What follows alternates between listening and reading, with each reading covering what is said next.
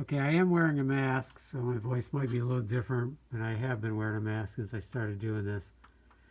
So I did rip a bunch out here. Now I can't rebuild this wall. I mean, there's stone in here that are huge. I can't even come close to handling. For example, this thing, it's like 3 foot by 20 inches on this end here, a little bit narrower on that end, and it probably goes the width of this wall. That thing's huge. I can't handle stuff like that, and I don't have the time to rebuild this stone wall, so I have to stop at some point. So I pulled all the loose ones out, tried to push the dirt into the holes and the loose stuff into the holes, and now I'm going to water it down. That'll clean off the stone a little bit so the concrete can stick better. It'll also hopefully settle the dirt and maybe compact it a little bit more.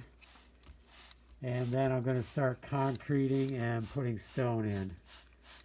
But I'm going to put a bunch of water on this.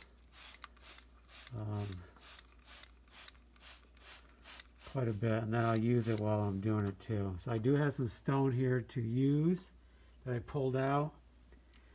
And I have some stone in there I can use too. Okay, let's water it down and get ready to start rebuilding.